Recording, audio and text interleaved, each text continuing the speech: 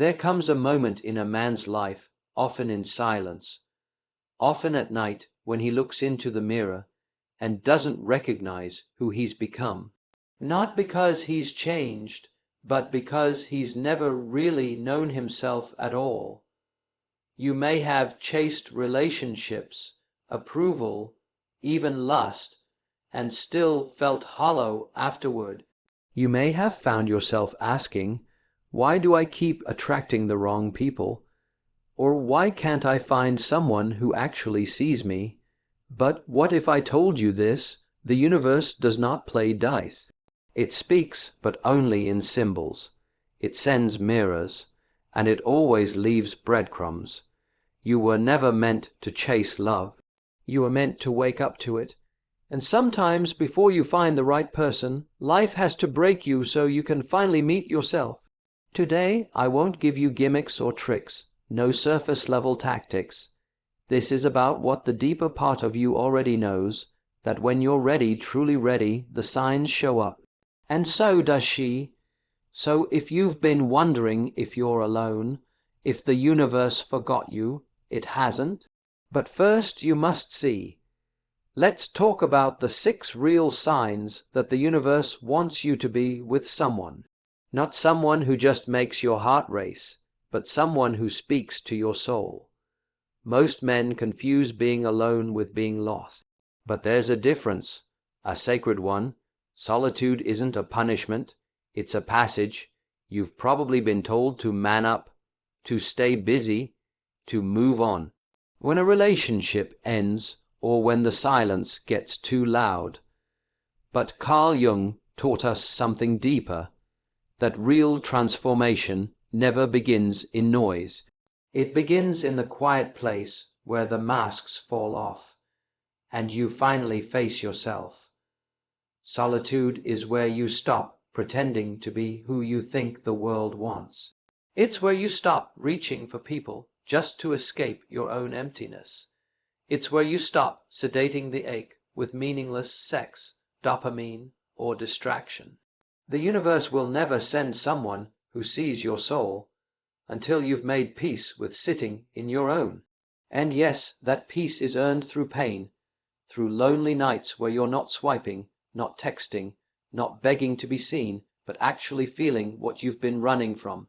The heartbreak, the confusion, the self-loathing. This is the sacred initiation of every man who wants something real. Most men resist this stage. They jump from woman to woman, thinking proximity will solve what's internal. But all it does is repeat the cycle, because here's the truth. You don't attract what you want. You attract what you are. And if you're still carrying unresolved shame, wounds from your mother or father, or a belief that you're unworthy of emotional safety, then the universe won't send her. Not yet, because if it did, you wouldn't be ready. You'd either sabotage it or settle for a version of love that only mimics connection. But when you finally start to heal, not by becoming perfect, but by becoming honest, the ground shifts. You move from suffering into solitude, from loneliness into wholeness. That's when the energy changes. That's when you stop needing someone to complete you and start becoming someone worth meeting. So if you're alone right now, don't run. This isn't punishment, this is preparation. The right person is on their way. But first, the universe wants to know, can you sit with yourself long enough to remember who you are? Because that man, he's ready, and she's not far behind. At first, you think you're just unlucky. Same story, different woman. She's beautiful, she's exciting, maybe even intoxicating. But weeks or months in, it happens again, silence, drama, disconnection. You feel misunderstood, or worse, completely unseen, and you wonder, why does this keep happening to me? But here's the uncomfortable truth. It's not about the woman, it's about the wound. Carl Jung said, until you make the unconscious conscious, it will direct your life and you will call it fate. In relationships, that fate often shows up as emotional echoes.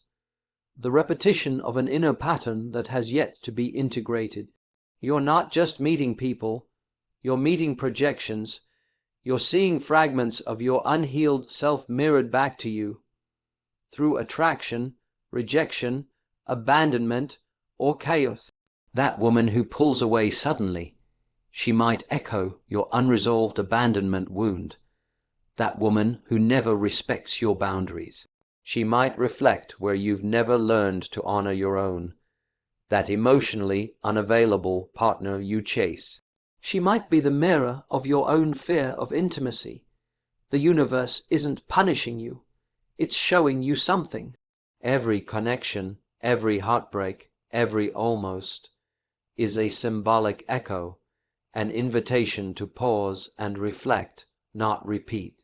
And when you begin to see these patterns not as accidents, but as messages, something inside you changes.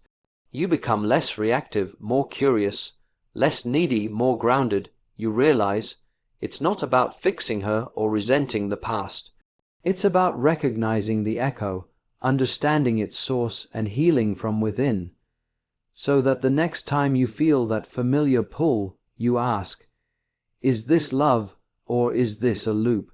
Because until you learn the lesson, the test keeps showing up. But the moment you see the pattern clearly, really see it, it begins to dissolve.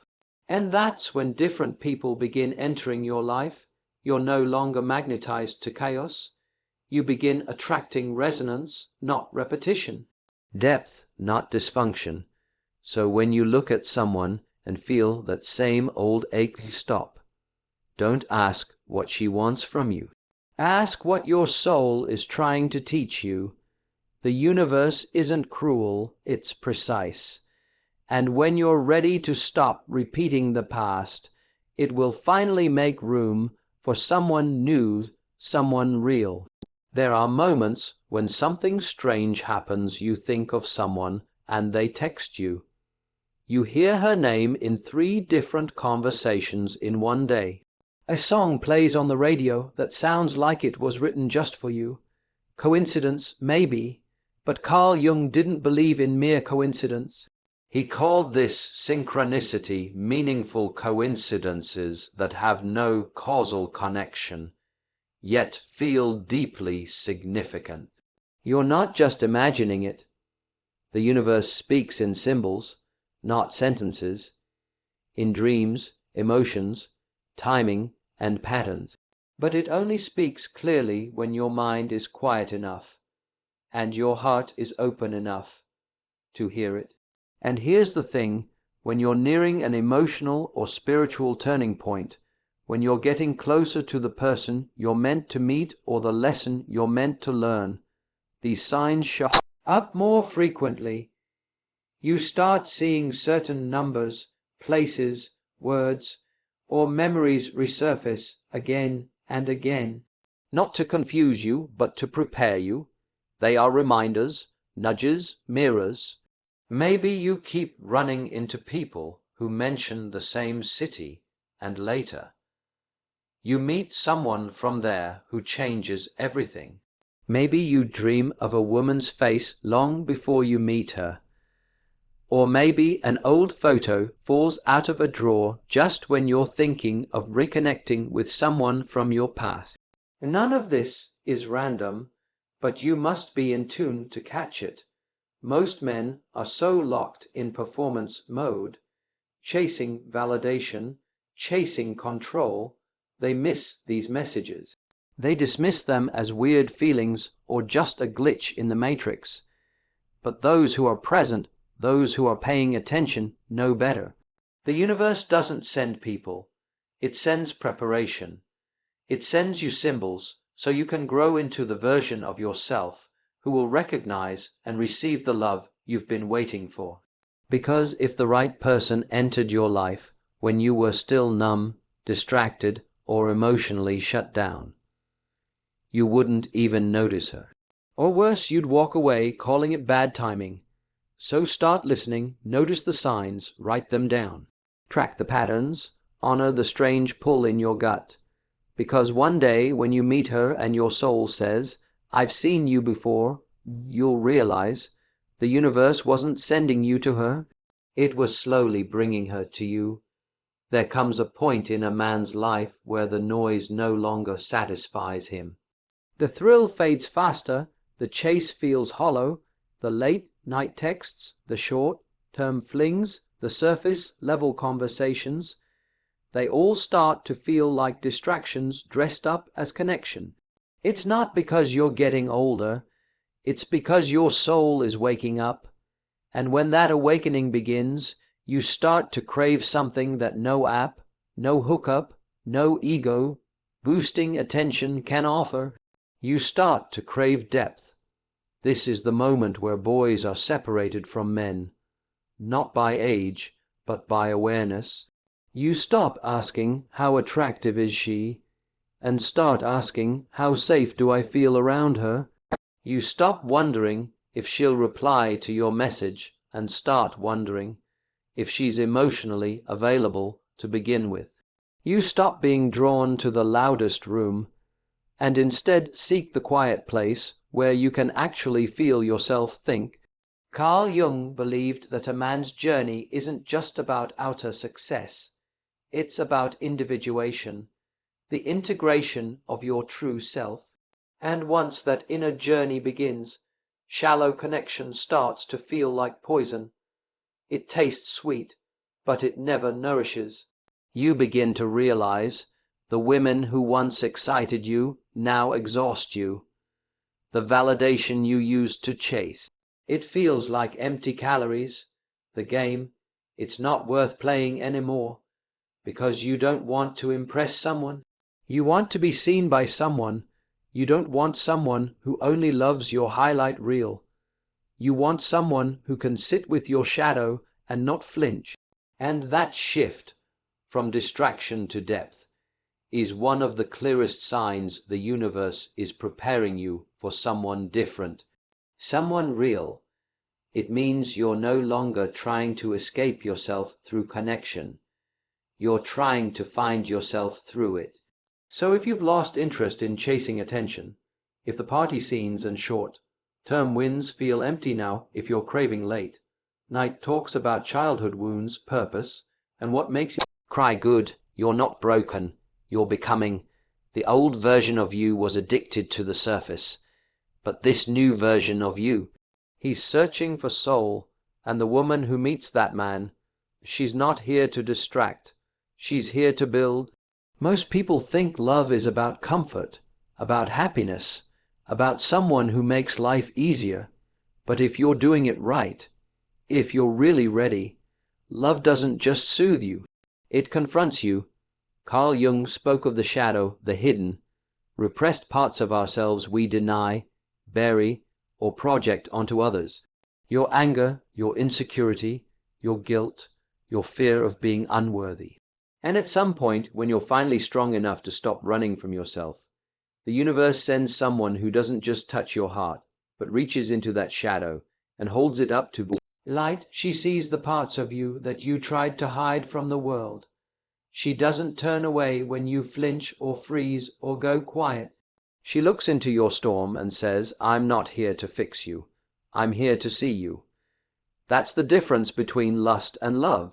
Lust wants the filtered version, love wants the truth, and real love, the kind you're probably craving if you've made it this far in your journey, requires emotional courage. It requires vulnerability, not as a tactic, but as a way of being. And here's the terrifying part for many men. Vulnerability doesn't mean weakness. It means surrendering the mask. She might challenge you, not because she's difficult, but because she's honest. She'll ask you why you shut down, why you avoid being touched in certain ways, why your walls go up when things feel too good. She doesn't want to argue, she wants to understand, and for the first time you don't feel the urge to run or hide. You feel the urge to stay and grow. That's how you know she's not just a spark. She's a mirror, and mirrors don't lie. This kind of woman won't just flatter your ego. She'll stretch your soul. She'll reflect the man you could be. if you stop protecting your pain and start integrating it. So when she shows up and something in you panics, pause. Don't sabotage it. Don't call it bad timing. Don't say you're not ready. Ask yourself instead, am I willing to be seen completely and loved anyway? Because when you are, she'll still be there. Not because you're perfect, but because you're real.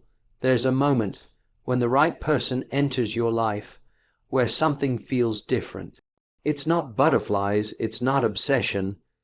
It's not that anxious, dopamine-fueled rush you've confused for love in the past. No, it's quieter, still, solid. You don't feel panic, you feel peace. And for a man who's spent years in survival mode, performing, pleasing, proving, peace can feel almost unfamiliar. You may even mistake it for boredom at first. You wonder, why am I not chasing this? Why isn't this more dramatic? But that's the point.